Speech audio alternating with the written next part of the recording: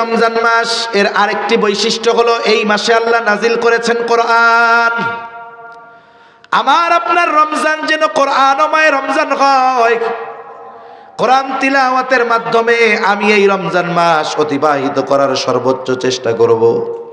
এজন্য মসজিদগুলোতে হয় খতম তারাবি, হয় কি হয় না? আমাদের সবার চিন্তা হলো এরকম, তারাবি মানে হলো তাড়াতাড়ি। এই মসজিদের হাফেজ যদি 40 মিনিট লাগে, অন্য মসজিদের যদি 35 মিনিট লাগে, মুসল্লি ইয়া হাফেজ রে গুতায় কমিটি কি হুজুর রাখছো, স্যাদ ব্যাদ নাই, ধীরে ধীরে পড়ে। ওটা 35 মিনিটে শেষ, আমাকে ওটা 30 মিনিটে শেষ হইলে ভালো হইতো। যদি এরকম যন্ত্রণাই মনে হয়, কষ্টই মনে হয় কোরআন শোনা, তাহলে আল্লাহর হস্তে সূরা তারাবি পড়েন, তাও ভালো। কারণ কোরআন তিলাওয়াত করলে শুধু কোরআন তিলাওয়াতের বিনিময়ে সওয়াব পাওয়া যায় না, কিছু কিছু তিলাওয়াতকারীর উপরে কোরআন লানত বর্ষণ করে। এজন্য কোরআন সুন্দরভাবে তিলাওয়াত করতে হবে। আচ্ছা বলেন তো, রুকু সেজদা এগুলাই তো আর শর্ট করার মতো সুযোগ নাই, আছে? কমপক্ষে 3 বার তো তাসবিহ পড়া লাগবে নাকি? এখন তিলাওয়াত যদি ইমাম সাহেব সহি শুদ্ধভাবে পড়েন, 20 পৃষ্ঠা পড়তে তার সর্বোচ্চ আধা ঘন্টা লাগবে। কতক্ষণ লাগবে?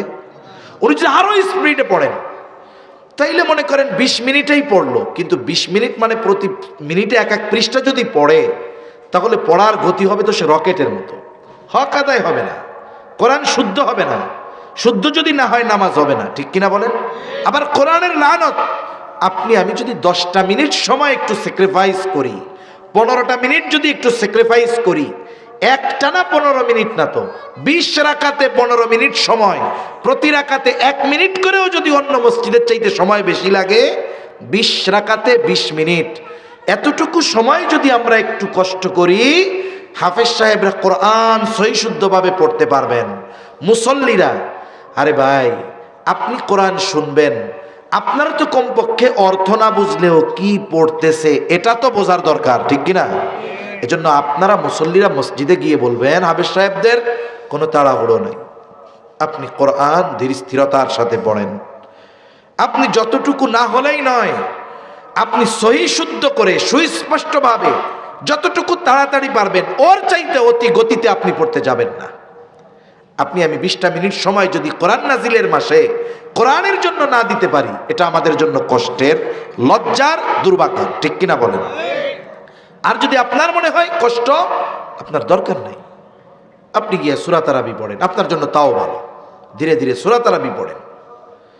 তাহলে 1 নম্বর তারাবি তো পড়বো, তারাবির নামাজে তিলাওয়াত হবে ধীর স্থিরতার সাথে। তার মানে কোরআনের হক আদায় করে যতটুকু তাড়াতাড়ি পড়া যায়, এর চাইতে বেশি তাড়াতাড়ি পড়বো না, যাতে কোরআন অশুদ্ধ হয়ে যায়। আমি কারির মতো তিলাওয়াত টান দিয়াও পড়তে বলি নাই। ওইভাবে পড়তে গেলে 1 পারা কমপক্ষে আধা ঘন্টা লাগে। কমপক্ষে কতক্ষণ লাগে? আধা ঘন্টা। এর বেশি দ্রুত যদি কেউ পড়তে চায়, সহি শুদ্ধ হওয়া সম্ভব না। 4 আলিফ টানতেই হবে, 3 আলিফ 1 আলিফ টানার সুযোগ আছে, কিন্তু 4 আলিফ টান যেখানে, সেখানে 4 আলিফ টানতে হবে। আপনি যদি হাফেজ সাহেবরে তাড়াহুড়ো করতে বলেন, তাহলে তো সে 4 আলিফ 1 আলিফ টেনে যাবো গা। এ কাজগুলো যেন না হয়। সাথে সাথে আমরাও কোরআন তিলাওয়াত করব রোজার মাস। আমাদের রোজা হবে প্ল্যানিং, কোরআনের সাথে যেন সমন্বয় থাকে সব সময়। আমাদের অবস্থা হলো কি, খরগোশ আর কচ্ছপের দৌড়ের মতো। গল্প পড়ছেন না আপনারা? খরগোশের যে গতি, এর সাথে কি কচ্ছপের তুলনা চলে? এখন 2 জনে দৌড় শুরু করছে, গতি কম বেশি না, উদ্দেশ্য হলো আমাদের মঞ্জিলে মকসুদে পৌঁছাতে হবে। খরগোশ চিন্তা করছে, দে এক দৌড়।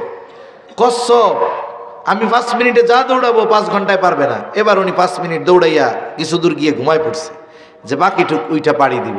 কিন্তু কচ্ছপ গতি থামায় নাই, সে ধীর স্থিরতার সাথে চলতেছে। ওপাশ দিয়ে খরগোশ নাক ডাইকে ঘুমাইতেছে। শেষে কি হলো, কচ্ছপ তার গন্তব্যে পৌঁছায় গেছে। ও ঘুম থেকে ওইটা দেখে, আরে আল্লাহ, আমি তো ফেল। ঠিক না? এটা গল্প। শিক্ষা কি? এই কোরআন নাজিলের মাসে কিছু আল্লাহর বান্দা আছে, ধুমসে একদিনে 5 পারা পড়ে, এরপরে ওই যে কচ্ছপের মতো ঘুম দেয়। আর ঘুম ভাঙছে গিয়া রোজার আগের দিন, উনি 10 পারাই পার হইতে পারে নাই। আছে না নাই?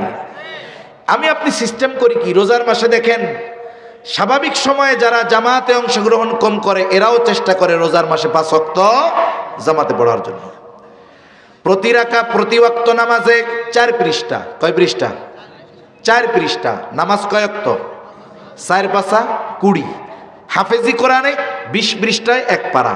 আপনি ফজরের নামাজে গেলেন, স্বাভাবিক আজান হলো, গেছেন, সুন্নাত পড়া শেষ, 5-7 মিনিট এখনো বাকি নামাজের।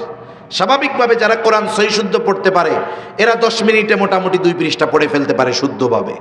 2 পৃষ্ঠা পড়া হইল, ফজরের নামাজ সালাম ফেরানোর পর দোয়া দরুদ পড়ে ইমাম সাহেব দোয়া করছে, আপনিও বাসায় যাবেন, আপনি 2টা পৃষ্ঠা পড়া এর পরে বাসায় যান, 4 পৃষ্ঠা হয়ে গেল। জোহরের সময় তো আইসা সুন্নাত পড়েন, সুন্নাত পড়ে বসে আছি, 2 পৃষ্ঠা পড়েন। জোহর শেষ, হয়তো আপনি 2 পৃষ্ঠা পড়ে সুন্নাত পড়েন, নাইলে সুন্নাত পড়ে 2 পৃষ্ঠা পড়েন। এভাবে প্রত্যেক নামাজে যদি 4 পৃষ্ঠা করে পড়া হয়, দৈনিক 1 পারা, 30 দিনে 30 পারা। এর মধ্যে আবার বোনাস টাইম আছে কিছু, শবে কদরের রাত। শবে কদর হাদিসের মধ্যে আসছে শেষ দশকের বেজোড় রাত্রিগুলাতে তোমরা তালাশ করো, কিন্তু যা থাকে থাক, আমরা 27 তারিখ বানাই নিয়েছি, যা হবে হবে, অন্য দেশে যা হয় হোক, আমরা আমাদের জন্য 27 তারিখ বানাই নিছি। ওই 27 তারিখটা তো আমরা রাত্র জাগি, ওই দিনটাতে 27 দিনের হিসাব যদি আমি করতে চাই, ওই দিনটাতে আমি একটু বেশি তিলাওয়াত করলাম। অথবা আপনার যদি আরেকটু সুযোগ থাকে, আপনি এক কাজ করেন, প্রতি ওয়াক্তে প্রথম 6 দিন 1.5 পারা করে পড়েন এক এক দিনে, প্রতি ওয়াক্তে 6 পৃষ্ঠা। কয় পৃষ্ঠা? কথা বলে না, কয় পৃষ্ঠা? তাইলে 5 ওয়াক্তে কত হয়? 30 পৃষ্ঠা। হাফেজ সাহেবও 27 দিনে খতম দিবে, আপনিও 27 দিনে খতম দিবেন। যদি সুযোগ হয় একটু অনুবাদটা দেখবেন, তাফসিরে মাআরিফুল কোরআন থেকে একটু ব্যাখ্যাটা দেখবেন। এই 1.5 পারার মধ্যে যদি একটু নজর দিতে পারেন, সংক্ষিপ্ত তাফসির তাওজিহুল কোরআন আছে, লম্বা ব্যাখ্যা নাই, এটাতে আপনাদের বিরক্তি আসবে না। আপনি এক নজর বুলায় গেলেন যে অর্থগুলো কি বলছে, ওই জায়গায় টিকায় ব্যাখ্যাগুলো কি বলছে, একটা ধারণা আপনার চলে আসলো যে আজকের 1.5 পারায় আল্লাহ তাআলা এই কথাগুলো বলছে, আর এই বিষয়গুলোই আজকে তিলাওয়াত হয়েছে। তাহলে কি হলো? কোরআনের সাথে একটা সম্পর্ক তৈরি হয়ে গেল। এজন্য রাসূল সাল্লাল্লাহু আলাইহি ওয়াসাল্লাম কোরআন তিলাওয়াতের ব্যাপারে রমজান মাসে বেশি গুরুত্ব দিতেন।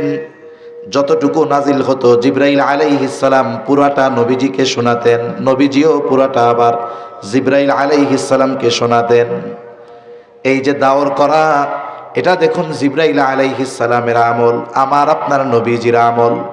এজন্য আমার আপনার রমজানটা যেন কোরআনের সাথে অতিবাহিত হয়। এইভাবে যদি আমি আমার প্ল্যানিং করে রমজান মাস অতিবাহিত করতে পারি, দেখবেন কোরআনময় একটা রমজান হবে। আবার দেখুন এই কোরআন তিলাওয়াতের মাধ্যমে কত সওয়াব পাওয়া যায়। রাসূল আকরাম সাল্লাল্লাহু আলাইহি ওয়াসাল্লাম বলেন, কোরআনুল মান ক্বারাআ হারফাম মিন কিতাবিল্লাহি ফালাহু হাসানাহ। আল্লাহর কিতাব থেকে, কোরআন থেকে যদি কেউ একটা অক্ষর তিলাওয়াত করে, তার জন্য একটি হাসানা, ওয়াল হাসানাতু বিআশরি আমসালিহা। নবীজি জানায় দেন, এক হাসানা সমান হলো 10টা নেকি। এখন কোন ব্যক্তি যদি একটা অক্ষর তিলাওয়াত করে 10টা নেকি, নবীজি বলেন, লা আকুলু আলিফ লাম মিম হারফুন বাল আলিফুন হারফুন, লামুন হারফুন ওয়া মিমুন হারফুন। তার মানে আলিফ যদি পড়ে, সাথে সাথে তার কমপক্ষে 10টা নেকি হবে। আবার আল্লাহর নবী জানায় দেন, কোন ব্যক্তি যখন কোন নেক আমল করে, আল্লাহ তাআলা ওই আমলের প্রতিদান কমপক্ষে 10 থেকে 700 গুণ আল্লাহ বাড়ায় দেয়। সুবহানাল্লাহ। তার মানে নেকির ভান্ডার হলো এই কোরআন। এজন্য আমি আপনি যত বেশি কোরআন তিলাওয়াত করতে পারবো এই মাসে তত লাভ, যত বেশি শুনতে পারবো তত লাভ, ঠিক কিনা? আমার আপনার অ্যাকাউন্টে সওয়াব জমা হবে বেশি। আবার আপনি বলতে পারেন, হুজুর আমার তো কোরআন পড়তে কষ্ট হয়ে যায়। বলে, আপনার জন্য সওয়াব হইল দ্বিগুণ। সুবহানাল্লাহ। আল মাহিরু বিল কোরআন। আয়েশা সিদ্দিকা রাদিয়াল্লাহু তাআলা আনহা থেকে বর্ণিত, নবীজি বলেন, আল মাহিরু বিল কোরআন, যে কোরআনের ব্যাপারে দক্ষ, তিলাওয়াত করতে পারে শুদ্ধভাবে, মা'আস সাফারাতিল কিরামিল বারারা, সে সম্মানিত ফেরেশতাদের সাথে অবস্থান করবে, এটা তার স্পেশালিটি। তবে যে কোরআন পড়তে দক্ষ নয়, তবে তিলাওয়াত করে, পড়ার সময় তুতলায়, ওয়ায়াতাতাউ, তুতলাইতে থাকে, জবানে বেঁধে যায়, নবীজি জানায় দেন, ফালাহু আজরান, তার জন্য দ্বিগুণ প্রতিদান। কেন? একটা হলো পড়ার প্রতিদান, আর একটা হলো কষ্টের প্রতিদান।